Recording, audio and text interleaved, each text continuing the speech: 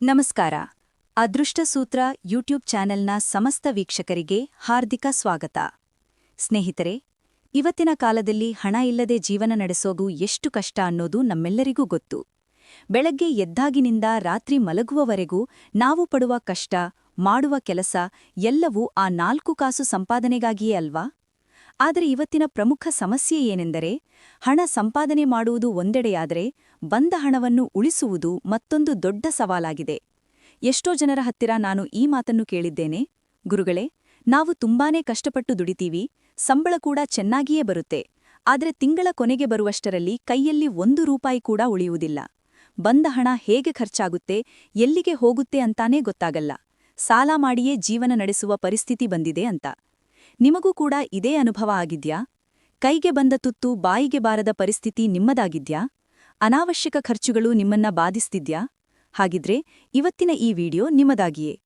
ಇವತ್ತು ನಾನು ನಿಮಗೆ ಒಂದು ಅದ್ಭುತವಾದ, ಅತ್ಯಂತ ಶಕ್ತಿಶಾಲಿಯಾದ ಮತ್ತು ಅಷ್ಟೇ ಸರಳವಾದ ಒಂದು ತಂತ್ರವನ್ನ ಅಥವಾ ಒಂದು ಅದೃಷ್ಟ ಸೂತ್ರವನ್ನ ತಿಳಿಸಿಕೊಡಲಿದ್ದೇನೆ.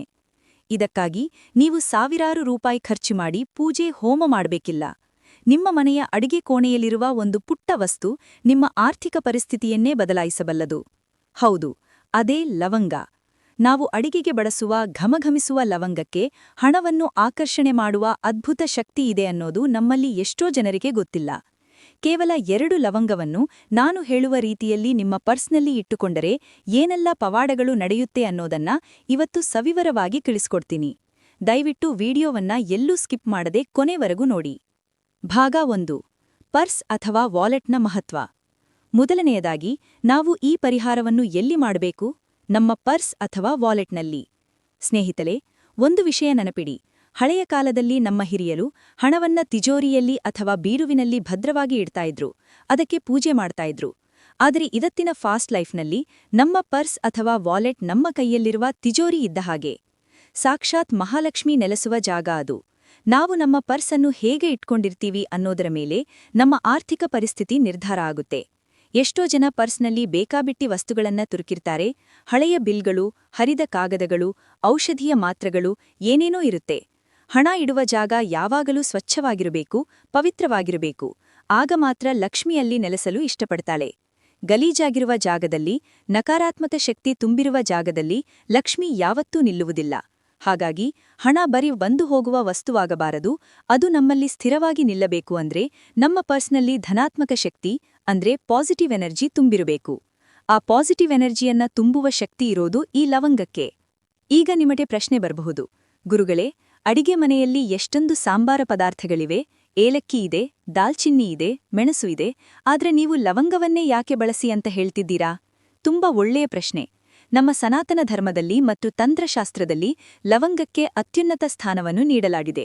ನೀವು ಗಮನಿಸಿರಬಹುದು, ಯಾವುದೇ ಹೋಮ ಹವನ ನಡೆಯುವಾಗ ಅಲ್ಲಿ ಲವಂಗವನ್ನು ಆಹುತಿಯಾಗಿ ನೀಡಲಾಗುತ್ತದೆ. ದೇವಿಯ ಪೂಜೆಯಲ್ಲಿ ಲವಂಗದ ಮಾಲೆಯನ್ನು ಅರ್ಪಿಸಲಾಗುತ್ತದೆ. ಯಾಕೆಂದ್ರೆ ಲವಂಗಕ್ಕೆ ನಕಾರಾತ್ಮಕ ಶಕ್ತಿಗಳನ್ನ ಅಂದ್ರೆ ನೆಗೆಟಿವ್ ಎನರ್ಜಿಯನ್ನ ನಾಶ ಮಾಡುವ ಅದ್ಭುತ ಶಕ್ತಿಯಿದೆ. ಜ್ಯೋತಿಷ್ಯ ಶಾಸ್ತ್ರದ ಪ್ರಕಾರ ಲವಂಗವು ಶುಕ್ರಗ್ರಹ ಮತ್ತು ರಾಹುಗ್ರಹಕ್ಕೆ ಸಂಬಂಧಿಸಿದೆ. ಶುಕ್ರಗ್ರಹ ಅಂದ್ರೆ ಏನು? ಅದು ಐಶ್ವರ್ಯ, ಜೀವನ, ಹಣ, ಸಂಪತ್ತು ಮತ್ತು ಸುಖದ ಸಂಕೇತ. ಯಾರ ಜಾತಕದಲ್ಲಿ ಶುಕ್ರ ಬಲವಾಗಿರುತ್ತಾನೋ ಅವರಿಗೆ ಹಣದ ಕೊರತೆ ಇರೋದಿಲ್ಲ. ಇನ್ನು ರಾಹು ಅಂದ್ರೆ ಹಠಾತ್ತಾಗಿ ಬರುವ ಸಮಸ್ಯೆಗಳು ಅಥವಾ ಅನಿರೀಕ್ಷಿತವಾಗಿ ಬರುವ ಖರ್ಚುಗಳು.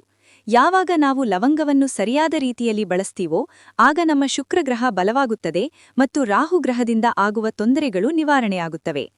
ಅಷ್ಟೇ ಅಲ್ಲ, ಲವಂಗವು ಸಾಕ್ಷಾತ್ ಮಹಾಲಕ್ಷ್ಮಿಗೆ ಮತ್ತು ವಿಘ್ನ ನಿವಾರಕನಾದ ಗಣೇಶನಿಗೆ ತುಂಬಾನೇ ಪ್ರಿಯವಾದ ವಸ್ತು.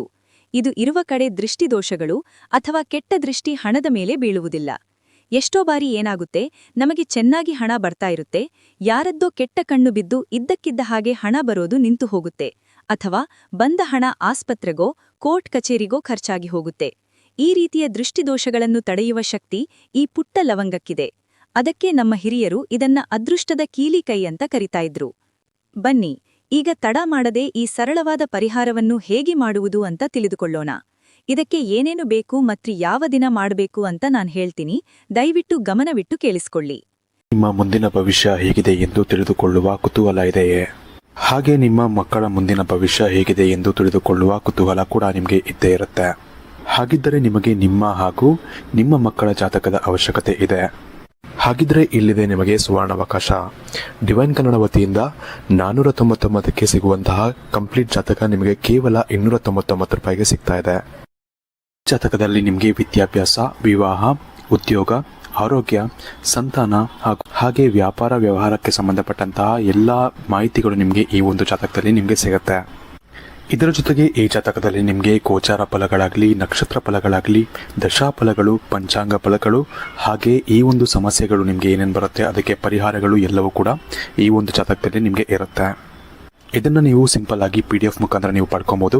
ಇದನ್ನು ನೀವು PDF ರಿಸೀವ್ ಮಾಡಿದ ತಕ್ಷಣ ನೀವು ನಿಮ್ಮ ಹತ್ತಿರ ಇರುವಂತಹ ಜೆರಾಕ್ಸ್ ಶಾಪಲ್ಲಿ ಇದನ್ನು PDF ಮೇಲೆ ನೀವು ಪ್ರಿಂಟ್ ಬೇಕಾದ್ರೂ ಮಾಡಿಸ್ಕೊಬೋದು ಅಥವಾ ಮೊಬೈಲಲ್ಲೇ ನೀವು ಈ ಒಂದು ಜಾತಕವನ್ನು ನೋಡ್ಕೊಬೋದು. ಆರ್ಡರ್ ಮಾಡುವುದಕ್ಕಾಗಿ ವಿಡಿಯೋ ಕೆಳಗಡೆ ಡಿಸ್ಕ್ರಿಪ್ಷನ್ ಬಾಕ್ಸಲ್ಲಿ ಮೊದಲನೇ ಲಿಂಕ್ ಇರುತ್ತೆ, ಅದರ ಮೇಲೆ ನೀವು ಕ್ಲಿಕ್ ಮಾಡಿ ಇದು ಡೈರೆಕ್ಟಾಗಿ ನಿಮಗೆ ವಾಟ್ಸಪ್ಗೆ ಹೋಗುತ್ತೆ. ಅಲ್ಲಿ ನೀವು ಹೋಗಿ ನಿಮ್ಮ ಹೆಸರು, ನಿಮ್ಮ ಜನ್ಮ ದಿನಾಂಕ, ಹುಟ್ಟಿದ ಸಮಯ, ಹುಟ್ಟಿದ ಊರಿನ ಜಿಲ್ಲೆಯನ್ನು ವಾಟ್ಸಪ್ ಮುಖಾಂತರ ನಮಗೆ ಸೆಂಡ್ ಮಾಡಿ. ನಂತರ ನಿಮಗೆ ಕೇವಲ 2 ದಿನಗಳಲ್ಲಿ ನಿಮಗೆ PDF ಮುಖಾಂತರ ನಿಮ್ಮ ಜಾತಕವನ್ನು ನೀವು ಪಡ್ಕೊಬೋದು. 60ರಿಂದ 70 ಪುಟಗಳು ಕೂಡ ಈ ಒಂದು ಜಾತಕದಲ್ಲಿ ಇರುತ್ತೆ. ಇದ್ರೆ ಮಿಸ್ ಮಾಡದೆ ಆರ್ಡರ್ ಮಾಡಿ. ಹಾಗೆ ನಿಮ್ಮ ಭವಿಷ್ಯದಲ್ಲಿ ನಡೆಯುವಂತಹ ಎಲ್ಲ ವಿಷಯಗಳನ್ನ ಮುಂಚೆನೇ ನೀವು ತಿಳಿದುಕೊಳ್ಳಿ. ಬೇಕಾಗುವ ಸಾಮಗ್ರಿಗಳು: 2 ಲವಂಗಗಳು, 1 ಸಣ್ಣ ಕೆಂಪು ಬಣ್ಣದ ಬಟ್ಟೆ, ರೆಡ್ ಕ್ಲಾತ್, ರೇಷ್ಮೆ ಅಥವಾ ಕಾಟನ್ ಯಾವುದಾದ್ರೂ ಸರಿ, ಹೊಸದಾಗಿರಲಿ, 1 ರೂಪಾಯಿ ಅಥವಾ 5 ರೂಪಾಯಿಯ 1 ನಾಣ್ಯ ಕಾಯಿನ್, ಸ್ವಲ್ಪ ಗಂಗಾಜಲ ಅಥವಾ ಶುದ್ಧವಾದ ನೀರು, ಅರಿಶಿಣ ಮತ್ತು ಕುಂಕುಮ. ಪರಿಹಾರ ಮಾಡುವ ವಿಧಾನ: ಹಂತ 1, ದಿನ ಮತ್ತು ಸಮಯದ ಆಯ್ಕೆ. ಈ ಪರಿಹಾರವನ್ನು ಮಾಡಲು ಅತ್ಯಂತ ಶ್ರೇಷ್ಠವಾದ ದಿನ ಅಂದ್ರೆ ಅದು ಶುಕ್ರವಾರ. ಯಾಕೆಂದ್ರೆ ಶುಕ್ರವಾರ ಮಹಾಲಕ್ಷ್ಮಿಯ ದಿನ ಮತ್ತು ಶುಕ್ರಗ್ರಹದ ದಿನ.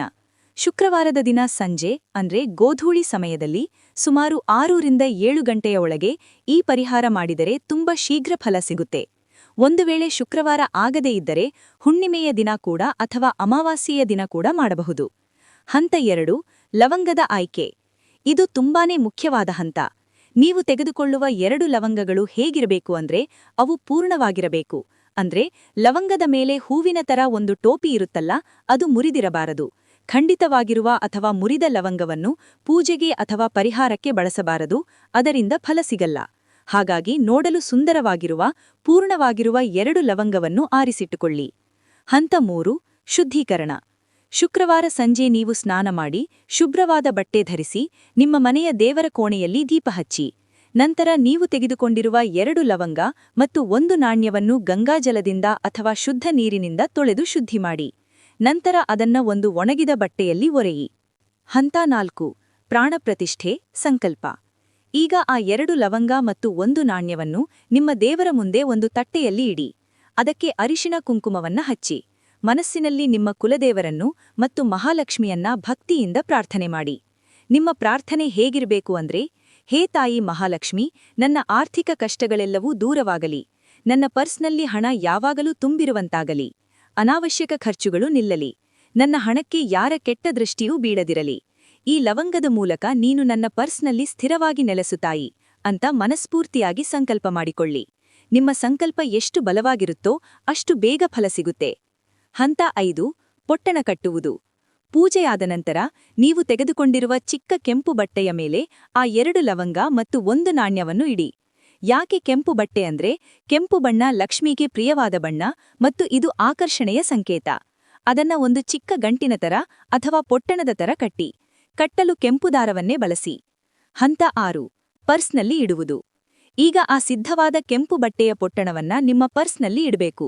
ಎಲ್ಲಿ ಇಡಬೇಕು ಅನ್ನೋದು ಕೂಡ ಮುಖ್ಯ. ನೀವು ಎಲ್ಲಿ ನೋಟುಗಳನ್ನ, ಕ್ಯಾಶ್ ಅನ್ನ ಇಡ್ತೀರೋ ಅಲ್ಲಿ ಇದನ್ನ ಇಡಬೇಕು. ಚಿಲ್ಲರೆ ಕಾಸು ಇಡುವ ಜಾಗದಲ್ಲಿ ಅಥವಾ ಪರ್ಸ್ನ ಹಿಂದಿನ ಪಾಕೆಟ್ನಲ್ಲಿ ಇಡಬೇಡಿ. ನಿಮ್ಮ ಹಣದ ಜೊತೆಯಲ್ಲೇ ಈ ಲವಂಗದ ಪೊಟ್ಟಣ ಇರ್ಲಿ. ಹಂತ 4, ಪಾಲಿಸಬೇಕಾದ ನಿಯಮಗಳು ಮತ್ತು ಎಚ್ಚರಿಕೆಗಳು.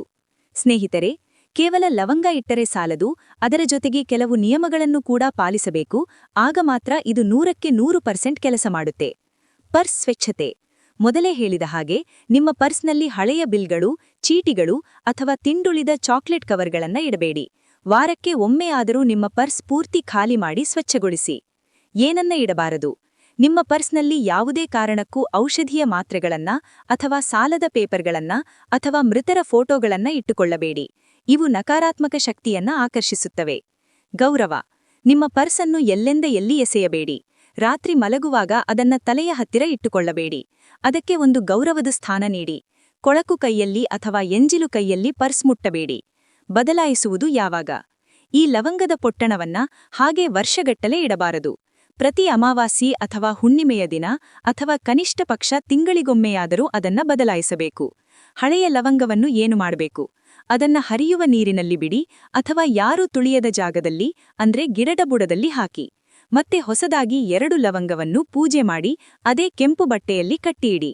ನಾಣ್ಯವನ್ನು ಅದೇ ಬಳಸಬಹುದು, ಬಟ್ಟೆಯನ್ನ ತೊಳೆದು ಬಳಸಬಹುದು. ಹಂತ 5. ಇದರಿಂದ ಆಗುವ ಲಾಭಗಳು. ಕನ್ಕ್ಲೂಷನ್. ಈ ರೀತಿ ನೀವು ಶ್ರದ್ಧೆ ಮತ್ತು ಭಕ್ತಿಯಿಂದ ಈ ಲವಂಗದ ತಂತ್ರವನ್ನ ಮಾಡಿದ್ರೆ ಏನಾಗುತ್ತೆ? ಮೊದಲನೆಯದಾಗಿ, ನಿಮ್ಮ ಕೈಯಿಂದ ಆಗುತ್ತಿದ್ದ ಅನಾವಶ್ಯಕ ಖರ್ಚುಗಳು ತಾನಾಗಿಯೇ ಕಡಿಮೆಯಾಗುವುದನ್ನ ನೀವು ಗಮನಿಸ್ತೀರಾ. ದುಡ್ಡು ಖರ್ಚು ಮಾಡುವ ಮುನ್ನ ನಿಮ್ಮ ಮನಸ್ಸು 2 ಬಾರಿ ಯೋಚನೆ ಮಾಡುತ್ತೆ.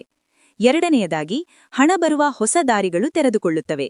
ನೀವು ಬಿಸ್ನೆಸ್ ಮಾಡ್ತಾ ಇದ್ರೆ ವ್ಯಾಪಾರ ವೃದ್ಧಿಯಾಗುತ್ತದೆ, ಉದ್ಯೋಗದಲ್ಲಿದ್ದರೆ ಪ್ರಮೋಷನ್ ಅಥವಾ ಇನ್ಕ್ರಿಮೆಂಟ್ ಸಿಗುವ ಸಾಧ್ಯತೆ ಇರುತ್ತದೆ. ಮೂರನೆಯದಾಗಿ, ಸಾಲದ ಬಾಧೆ ನಿಧಾನವಾಗಿ ಕಡಿಮೆಯಾಗುತ್ತಾ ಬರುತ್ತದೆ. ನಿಮ್ಮ ಹಣಕ್ಕೆ ಇದ್ದ ದೃಷ್ಟಿದೋಷ ನಿವಾರಣೆಯಾಗಿ ಹಣ ಮನೆಯಲ್ಲಿ ನಿಲ್ಲಲು ಶುರುವಾಗುತ್ತದೆ. ನೆನಪಿಡಿ ಸ್ನೇಹಿತರೆ, ನಂಬಿಕೆ ಇದ್ದರೆ ಮಾತ್ರ ಫಲ. ಯಾವುದೇ ಪರಿಹಾರ ಕೆಲಸ ಮಾಡಬೇಕಾದ್ರೆ ಅಲ್ಲಿ ನಮ್ಮ ನಂಬಿಕೆ ಮತ್ತು ಪ್ರಯತ್ನ ಎರಡೂ ಇರಬೇಕು. ಕೇವಲ ಲವಂಗ ಇಟ್ಟು ಸುಮ್ಮನೆ ಕೂತರೆ ಹಣ ಬರೋದಿಲ್ಲ. ನೀವು ನಿಮ್ಮ ಕೆಲಸವನ್ನ ಪ್ರಾಮಾಣಿಕವಾಗಿ ಮಾಡಬೇಕು. ಅದರ ಜೊತೆಗೆ ಈ ದೈವಿಕ ಶಕ್ತಿ ಸೇರಿದಾಗ ಅದ್ಭುತಗಳು ನಡೆಯುತ್ತವೆ. ಇವತ್ತೇ ಅಥವಾ ಬರುವ ಶುಕ್ರವಾರವೇ ಈ ಸರಳವಾದ ಪರಿಹಾರವನ್ನ ಮಾಡಿ ನೋಡಿ. ಖಂಡಿತವಾಗಿಯೂ ನಿಮ್ಮ ಆರ್ಥಿಕ ಪರಿಸ್ಥಿತಿಯಲ್ಲಿ ಸಕಾರಾತ್ಮಕ ಬದಲಾವಣೆಗಳನ್ನ ನೀವು ಕಾಣ್ತೀರಾ. ಮಹಾಲಕ್ಷ್ಮಿಯ ಅನುಗ್ರಹ ನಿಮ್ಮೆಲ್ಲರ ಮೇಲಿರಲಿ. ಈ ಮಾಹಿತಿ ನಿಮಗೆ ಇಷ್ಟ ಆಗಿದ್ರೆ, ಉಪಯುಕ್ತ ಅಂತ ಅನಿಸಿದ್ರೆ ದಯವಿಟ್ಟು ಈ ವಿಡಿಯೋಗೆ ಒಂದು ಲೈಕ್ ಕೊಡಿ. ನಿಮ್ಮ ಫ್ರೆಂಡ್ಸ್ ಮತ್ತು ಫ್ಯಾಮಿಲಿ ಜೊತೆಗೂ ಶೇರ್ ಮಾಡಿ. ಅವರಿಗೂ ಈ ಅದೃಷ್ಟ ಸೂತ್ರ ತಿಳಿಯಲಿ. ನೀವಿನ್ನೂ ನಮ್ಮ ಚಾನೆಲ್ಗೆ ಸಬ್ಸ್ಕ್ರೈಬ್ ಆಗಿಲ್ಲ ಅಂದ್ರೆ ಈಗಲೇ ಸಬ್ಸ್ಕ್ರೈಬ್ ಆಗಿ ಪಕ್ಕದಲ್ಲಿರೋ ಬೆಲ್ ಐಕಾನ್ ಒತ್ತಿ. ಮುಂದಿನ ವಿಡಿಯೋದಲ್ಲಿ ಮತ್ತೊಂದು ಅದ್ಭುತವಾದ ಮಾಹಿತಿಯೊಂದಿಗೆ ನಿಮ್ಮನ್ನ ಭೇಟಿ ಮಾಡ್ತೀನಿ. ಅಲ್ಲಿವರೆಗೂ ಎಲ್ಲರಿಗೂ ಒಳ್ಳೆಯದಾಗ್ಲಿ. ಧನ್ಯವಾದಗಳು.